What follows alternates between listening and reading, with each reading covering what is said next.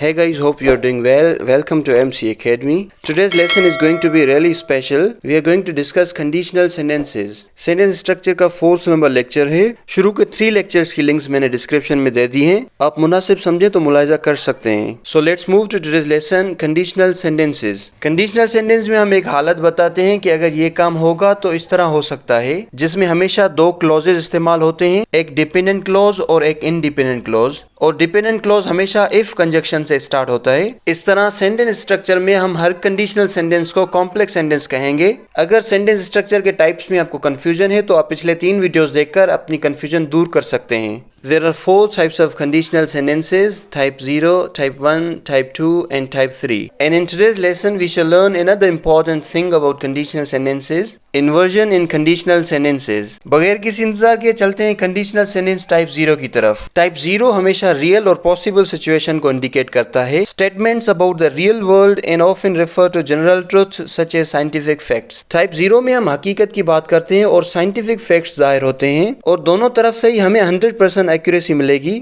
अगर एक चीज होनी है तो दूसरी लाजमी होगी. तो इसकी कंस्ट्रक्शन में इफ क्लास सिंपल प्रेजेंट में होगा और मेन क्लास भी सिंपल प्रेजेंट में ही होगा. और उमूमन हम साइंटिफिक फैक्ट्स की ही बात करेंगे. चलिए मजीद समझते हैं कुछ एग्जांपल्स में. If we heat water at 100 degrees it boils. Examples में ब्लू कलर में आपको इफ क्लॉज देखने को मिलेगा, जबकि ग्रीन कलर में मेन क्लॉज. ऐसा भी कह सकते हैं कि ब्लू कलर में डिपेंडेंट क्लॉज है जबकि ग्रीन कलर में independent clause. If we heat water at 100 degrees, इस सेंटेंस में वी सब्जेक्ट, हीट वर्ब जो कि सिंपल प्रेजेंट को शो कर रहा है और वाटर ऑब्जेक्ट है. और इट बॉयल्स में इट सब्जेक्ट और बॉयल्स वर्ब है, वो भी प्रेजेंट सिंपल को ही शो कर रहा है. और यहाँ पर हमें एक साइंसी हकीकत नजर आ रही है कि जब आप पानी को 100 डिग्रीज पर उबालेंगे तो वो उबल जाएगा. और इसमें हमें दोनों तरफ से ही एक्यूरेसी मिल रही है, तो इसको हम कंडीशनल सेंटेंस टाइप 0 कंसीडर करेंगे. हमने इफ क्लॉज को पहले रखा है और मेन क्लॉज को बाद में. अगर मेन क्लॉज को पहले रख दें, इफ क्लॉज को बाद में रख दें तो कोई इशू नहीं होगा. जैसे अगर हम इसी को यूज करें, water boils if we heat it at 100 degrees, तो भी कोई हर्ज नहीं.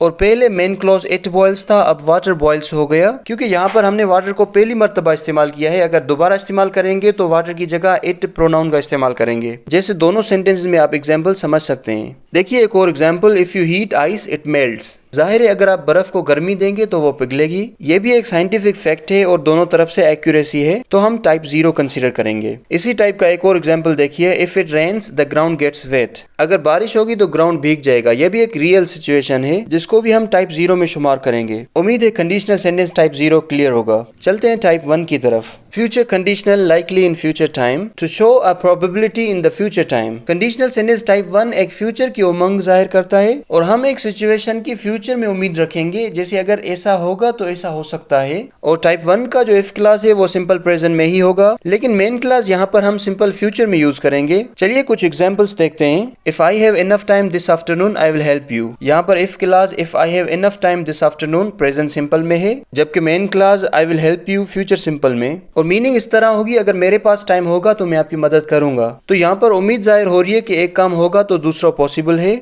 लेकिन यहाँ पर कोई 100% एक्यूरेसी नहीं. और हर टाइप के पहले एग्जांपल में क्लासेस की ट्रांसपोजिशन आपको करके दिखाऊंगा, ताकि आपकी प्रैक्टिस होती रहे कि इफ क्लास को पहले या बाद में रखने से कोई फर्क नहीं होता. अगर इसी सेंटेंस को हम इस तरह रखें, I will help you if I have enough time this afternoon, तो भी हमें सेम मीनिंग ही मिलेगी. Move to the next example. If it's sunny today I will go to the park. यहाँ पर भी सेम सिचुएशन है और फ्यूचर की उम्मीद जाहिर की जा रही है. देखते हैं इसी टाइप का last example. If I miss the train I will take the next one. अगर ट्रेन मिस हो गई तो दूसरी पकड़ लूंगा. ये भी सेम प्रोबेबिलिटी जाहिर कर रहा है. उम्मीद है इन एग्जांपल्स के साथ कंडीशनल सेंटेंस टाइप 1 क्लियर होगा. चलते हैं टाइप 2 की तरफ. Present conditional contrary to the fact. Type 2 present या फ्यूचर कंडीशन को शो करेगा, लेकिन यहाँ पर सिचुएशन हकीकत के बरक्स होगी. The use of the past tense after if indicates unreality. यहाँ पर हमें इफ क्लॉज को पास्ट में रखना है और मेन क्लॉज को प्रेजेंट कंडीशनल में. प्रेजेंट कंडीशनल यानी वुड, माइट या कुड के साथ हमें बेस वर्ब का इस्तेमाल करना है. और सिचुएशन प्रेजेंट या फ्यूचर में अनरियल होगी. जैसे if you participated in election people would choose you. इसकी हकीकत यह है कि आपने इलेक्शन में हिस्सा लिया ही नहीं, इसलिए आपको लोग मुंतखब नहीं करेंगे. अगर आप इलेक्शन में हिस्सा लेते तो लोग आपको मुंतखब करते. तो ये एक अनरियल सिचुएशन जाहिर हो गई. और इस सेंटेंस के क्लासेस की पोजीशन भी हम चेंज कर सकते हैं. जैसे people would choose you if if you participated in election. और टाइप 2 में हेल्पलेसनेस या एक मजबूरी जैसी सिचुएशन भी जाहिर होती है,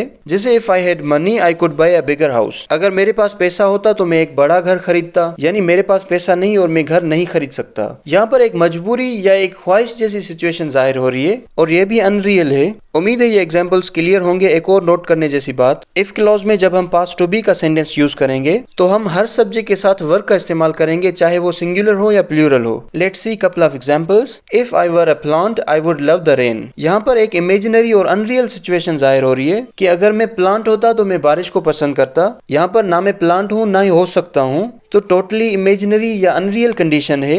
इसी तरह का एक और एग्जांपल देखिए, she would travel all over the world if she were rich. यहाँ पर ग्रीन कलर में मेन क्लॉज को पहले रखा गया है और इफ क्लॉज को बाद में, और एक इमेजिनरी और अनरियल हालत जाहिर हो रही है। अगर वो अमीर होती तो वो पूरी दुनिया का सैर करती, मतलब ना ही वो अमीर है ना ही दुनिया का सैर कर सकती है, तो कंडीशन अनरियल है। चलते हैं कंडीशनल सेंटेंस टाइप 3 की तरफ। Past conditional contrary to the fact, the situation is contrary to reality. यहाँ पर भी हमें एक अनरियल सिचुएशन देखने को मिलेगी। टाइप 2 में प्रेजेंट और फ्यूचर की अनरियल सिचुएशन थी और टाइप 3 में पास्ट की अनरियल सिचुएशन जाहिर होगी। टाइप 2 में हम मजबूर थे, वहां हमारे बस में नहीं था, लेकिन टाइप 3 में हमें गलती का एहसास होगा और हम उस पर अफसोस करेंगे और इसका इफ क्लॉज पास्ट परफेक्ट में हो जाएगा, जबकि मेन क्लॉज परफेक्ट कंडीशनल में, यानी वुड, कुड, माइट के साथ हैव और पास्ट पार्टिसिपल का इस्तेमाल करेंगे। देखिए कुछ examples. If I had gone by car I would have reached timely. अगर मैं कार में जाता तो मैं टाइम से पहुंच गया होता, लेकिन यहाँ पर एक रिग्रेट शो हो रहा है कि मैं कार में नहीं गया इसलिए मैं टाइम से नहीं पहुंचा। आपकी प्रैक्टिस के लिए इसी सेंटेंस के क्लासेस की पोजीशन एक्सचेंज करते हैं। I would have reached timely if I had gone by car. Let's move to the next example.